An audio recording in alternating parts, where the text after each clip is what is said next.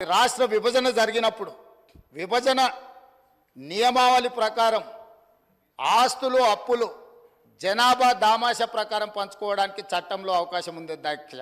స్పష్టంగా ఛత్తీస్గఢ్ జార్ఖండ్ ఇవన్నీ రాష్ట్రాలు ఏర్పడినప్పుడు ఒక సమస్యను ఎదుర్కొన్నారు.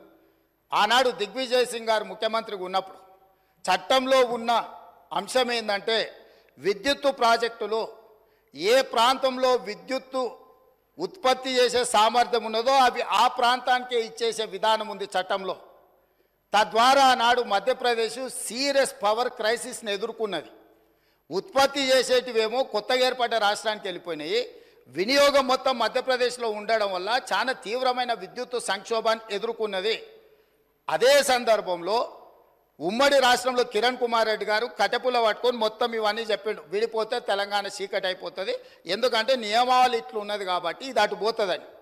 అప్పుడు తక్షణమే తెలంగాణ ప్రాంతం నుంచి పార్లమెంట్ సభ్యులు ఇక్కడనే ఉన్నారు, పొన్నం ప్రభాకర్ గారు, రాజగోపాల్ రెడ్డి గారు, అదేవిధంగా వివేక్ గారు, వీళ్ళందరూ కలిసి నిజంగానే ఈ విధానం వల్ల తెలంగాణకు నష్టం జరుగుతుంది, ఈ ఉత్పత్తి చేసే సామర్థ్యం అంతా ఆంధ్రప్రదేశ్లో ఎక్కువ ఉంది, తెలంగాణలో తక్కువ ఉంది, అందుకే తెలంగాణ ఉద్యమం వచ్చింది కాబట్టి ఈ విధానంతో ముందుకు వెళ్తే తెలంగాణకు నిజంగానే చీకటి రోజులు వస్తాయి, దీన్ని సరిదిద్దాలి అని చెప్పి వీళ్ళందరూ కలిసి ఆనాడు కేంద్ర మంత్రి జైపాల్ రెడ్డి గారి దగ్గర వెళ్ళి కూర్చున్నారు అధ్యక్ష.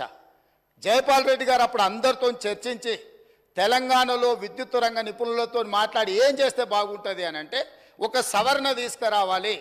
ఏంది?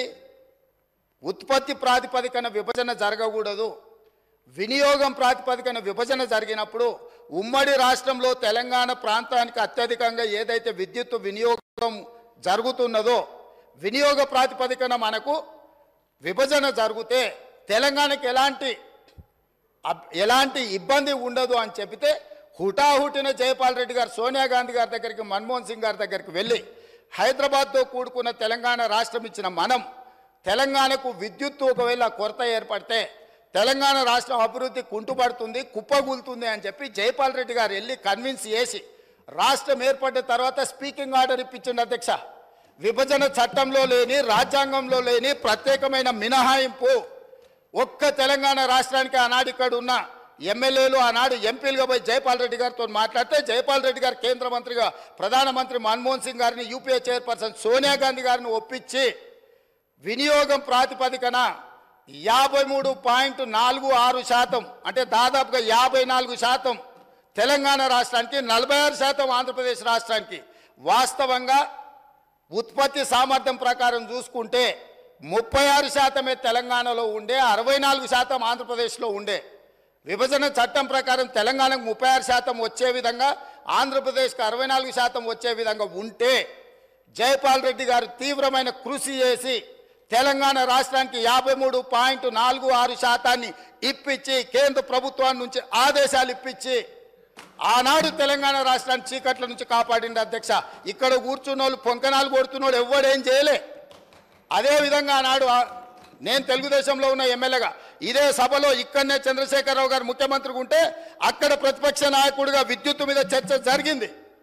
ఆనాడు సమాధానం చెప్పలేక తెలంగాణకు చీకటి రోజులని పేపర్లు కింద కొట్టి ఆనాడు స్పీకర్ గారికి ఇక్కడి నుంచి హుకుం జారీ చేసి మార్షల్స్ను పెట్టి నా నీడ్చి బయటపడేపించింది అధ్యక్ష.